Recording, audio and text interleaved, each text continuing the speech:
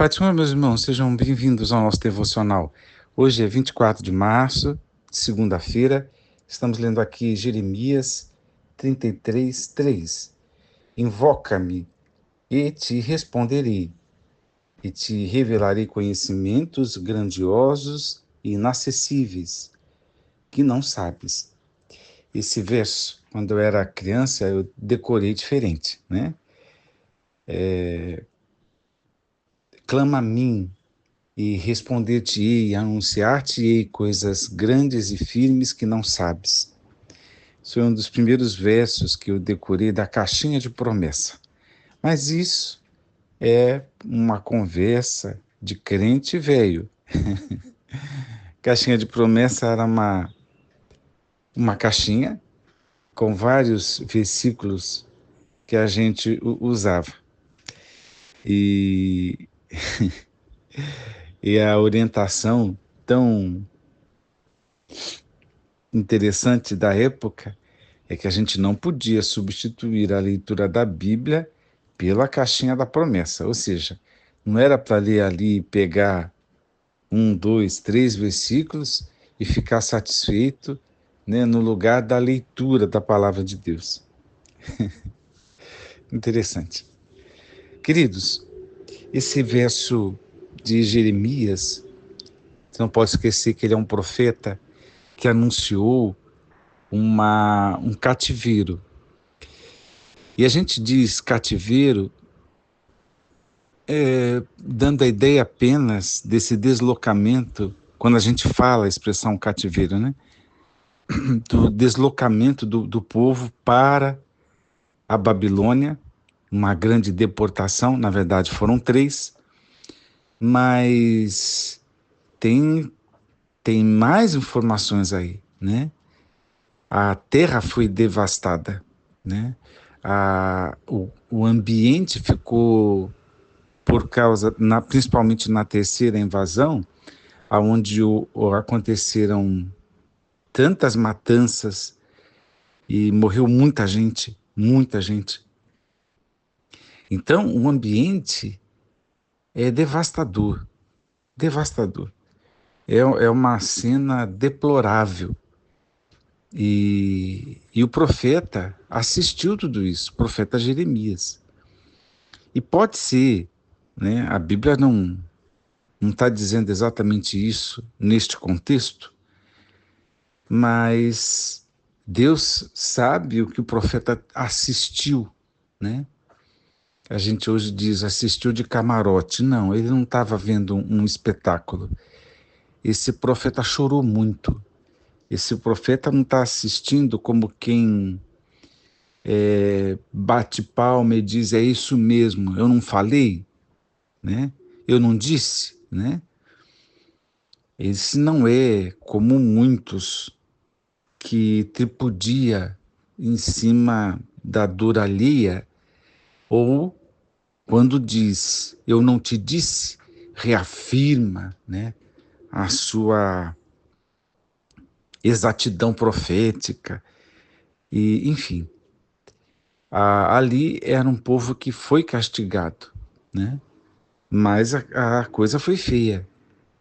E Jeremias não está culpando as vítimas, não está tripudiando da dor alheia, não está batendo palma achando é isso mesmo, como diz alguns na igreja, né? Fala, Jeová, como quem diz, bate, Deus, judia do outro. Ele não tem prazer em nada disso. O Jeremias chorou antes, chorou durante, chorou depois. Antes, por causa da expectativa de juízo. Porque ele falava para um povo que estava rejeitando a graça e o arrependimento que poderia livrar. Chorava porque eles tinham absoluta certeza do que ia acontecer. Chorou quando viu as coisas que aconteceram, lamentou. Quando viu toda a desgraça, chorou depois por causa das consequências. Então é alguém que Deus diz para ele: clama a mim, né? Clama a mim, fala comigo, invoca-me, eu vou te responder, eu vou te revelar coisas grandes e firmes que não sabes, conhecimentos grandiosos e inacessíveis que você não sabe. Do que Deus está falando? Esse capítulo é um capítulo da graça de Deus. Então, eu estou aqui com a Bíblia aberta, é a Bíblia de Estudo Pentecostal, e o que Jeremias poderia se esquecer ao olhar a calamidade, ao olhar a desgraça, ao olhar aquela, desculpa, essa expressão não existe, mas eu vou dizer, aquela defuntice toda, sabe? Aqueles cadáveres, aquela mortandade. O que Jeremias pensava? Será que ele não pensou, bom, aqui, fim da estação, né? Aqui é o fim da linha, é o fim de tudo. A coisa foi tão feia, pode ser que Jeremias tivesse até se esquecendo das palavras e as promessas de restauração. E Deus reafirma, é graça de Deus, né? Se a gente continuar lendo aqui o capítulo, eu vou ser bem breve, porque a gente não precisa falar muito, que o texto explica a, a, o contexto explica o verso que a gente escolheu aqui. Então disse, olha, eis que eu farei vir sobre ela saúde. Primeiro, antes ele diz assim, eles entraram a pelejar contra os caldeus para que os encha de cadáveres de homens. Eles entraram a peleja contra os caldeus, aqui foi a resistência, na terceira invasão. Encha de cadáveres de homens que feri na minha ira e no meu furor, porquanto escondi o rosto desta cidade, por causa de toda a sua maldade. Aí vem a palavra que Jeremias, as coisas grandes e firmes, eis que eu farei vir sobre ela saúde e cura, e os sararei, e lhes manifestarei abundância de paz e de verdade. Removerei o cativeiro de Judá e o cativeiro de Israel, e os edificarei como no princípio. É restauração, graça. Olha só o que diz: e os purificarei de toda a sua maldade com que pecaram contra mim, e perdoarei todas as suas iniquidades com que pecaram contra mim e com que transgrediram contra mim. Esta cidade que o Jeremias está vendo muitos defuntos, ele diz: esta cidade me servirá de nome de alegria, de louvor e de glória entre todas as nações da terra que ouviram todo o bem que eu lhe faço. Né? Neste lugar, dando um salto aqui, onde está deserto, nas cidades de Judá, nas ruas de Jerusalém que foram assoladas, sem homens, sem moradores, sem animais, ainda se ouvirá a voz de gozo, a voz de alegria, a voz do noivo, a voz da esposa. E, enfim, e Deus continua reafirmando o que ele vai fazer. Então, isso aqui é uma palavra de esperança, baseado nas firmes promessas de Deus, de restauração, de perdão de pecados. E a gente pode, olhando para nós mesmos e para os desertos da nossa existência, as mortandades da nossa existência, os nossos juízos ou consequências das nossas atitudes, a gente pode olhar para o silêncio, né? A falta de alegria, a falta de festa. Quando a vida parece que a gente está caminhando sozinho e não tem a voz do noivo, a voz da noiva, sabe que é isso? Não tem festa, não tem casamento. O cotidiano parece não fazer sentido, a cultura parece que as coisas que se faz normalmente parece não fazer sentido, né?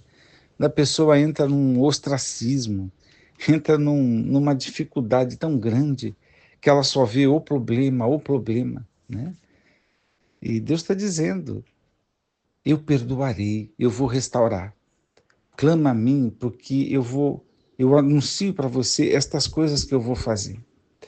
A gente tem que ter essa esperança, porque a promessa de Deus para perdoar pecados não é porque Deus se derrete de amor ou porque ele é alguém carente de afeto, carente da nossa relação com ele, carente de culto, carente de louvor. Não. É a fidelidade de Deus, né? Amarrado na promessa de uma nova aliança. É Deus quem diz: eu perdoarei os pecados. Então, essa expressão, essa palavra de restauração, enquanto a pessoa estiver viva, há esperança, porque Deus é fiel, né? Então a gente pode dizer, e aí não importa a calamidade ao redor, não importa o passado, não importa os pecados que foram cometidos, o que importa é dizer que se o indivíduo clamar, Deus vai mostrar as coisas que ele não imagina, as coisas que ele acha que já se perderam, as coisas que ele considera impossíveis, né? A graça que ele considera extinta, o amor que ele considera falido, né? E aí lembrar da palavra de Deus, né? Nas tantas promessas à igreja do Senhor, né? E de um amor que não falha da parte de Deus, né? Das fiéis promessas que se cumprem, são as coisas grandes e firmes. Então, como eu disse, isso é uma leitura intra, né? É onde eu posso me perceber e ser acolhido pelas promessas de Deus, mas é extra. Eu posso dizer para o outro: tem esperança. Deus é o Deus da restauração. Deus é o Deus é Deus que tem prazer em perdoar. Que o grande prazer de Deus, né, o seu beneplácito, é perdoar. Não perdoar não lhe traz glória, mas perdoar lhe traz glória. É do interesse de Deus, é da promessa de Deus, é da fidelidade de Deus e não da fraqueza de Deus. E não de um amor descontrolado, não. A coisa é mais firme, é a fidelidade de Deus que garante a restauração. Portanto, o que fazer? Clama a Deus.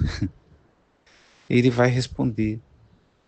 Coloca todos os anseios, vamos dizer isso para as pessoas. Coloque os anelos, os anseios, coloque o coração, né? Abra o coração, derreta o coração diante de Deus e o nosso Deus, que é fiel, fará. Deus te abençoe. Vamos orar. Pai, rendemos graças a Ti por Tua palavra de esperança, de restauração.